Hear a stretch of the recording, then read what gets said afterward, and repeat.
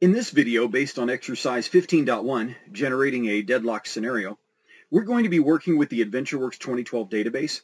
Now, there are other exercises throughout the book that do utilize this database, but this is the first video where we're using it. So I wanted to show you the CodePlex page where you can download it. If you just do a search at your favorite search engine for download, SQL Server, AdventureWorks, or something like that, you'll easily find this page. You can also go directly to codeplex.com and search for it there. But when you get here, you'll see that you have new databases for AdventureWorks 2012. There's simply the AdventureWorks 2012 data file, and then you also have the option of downloading a script. So if you download the script, it's smaller, but it's going to take longer because it will generate the actual database. So it'll take longer to install, but the download will be faster.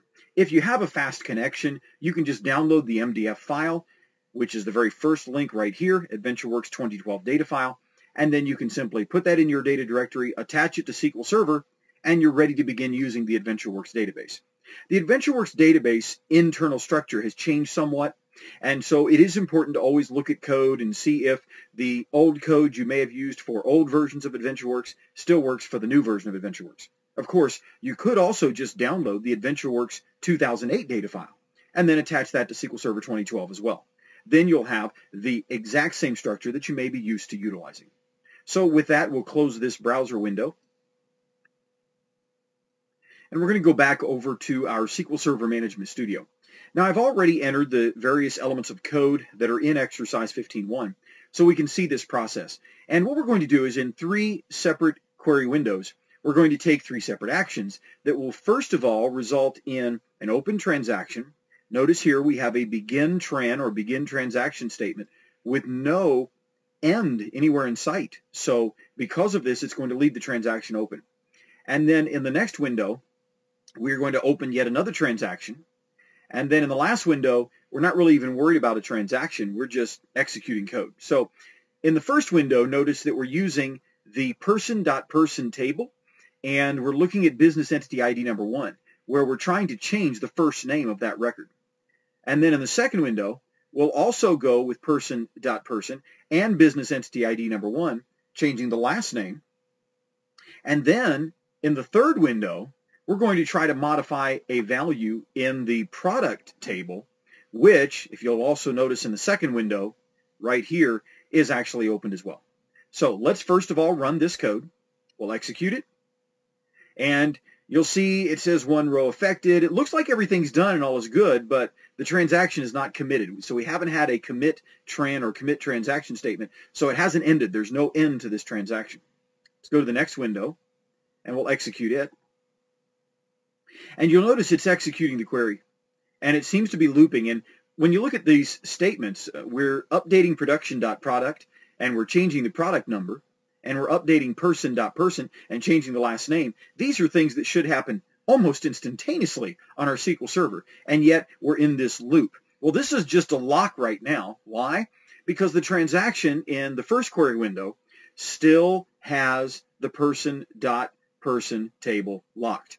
Now this second transaction has a lock on the production.product, and there's this person.person attempt that is being held up right now. The transaction is still open. Now we'll come over to this window, which you'll notice is in the AdventureWorks database context. And we're going to update production.product, set the name adjustable brace, where product ID equals 1. And notice right here, we're also working with product ID 1 in this currently blocked transaction. So let's go back to this window and execute the code. So it's running, and if you take a look, you can see that it's trying to execute this code. We come back over to the other query windows, and you can see that we have a situation here where we have this continuous locking going on. And we are simply not getting to a point to where that the actual code can finish executing. Nothing is able to finish executing because everything is locked right now. And because it is locked, we're in a situation where eventually we'll generate a deadlock scenario. You'll get a message 1205, level 13, and this means that there was a deadlock, meaning that we could not resolve the actual conflict that was going on in our code. You can work with deadlocks in different ways. You can set deadlock priorities so you can give one set of code priority over another set of code. And you can also simply detect deadlocks in your applications. If you detect a deadlock in your application, which remember is a message 1205, then at that point, once you've detected that deadlock, you can actually do something about it in your application code. You can simply retry the transaction again, or you can notify someone that the transaction was unable to complete. I'm going to come to my first query window. I'm going to add in here commit trend, highlight that, and then just execute just that one piece of code in here. And you'll notice that that completed successfully. Now when we come over here, this one was able to complete successfully. And now when we come over here, we see this one's still trying to execute. It's still trying to accomplish its end goal, but eventually it will unlock and be able to finish as well.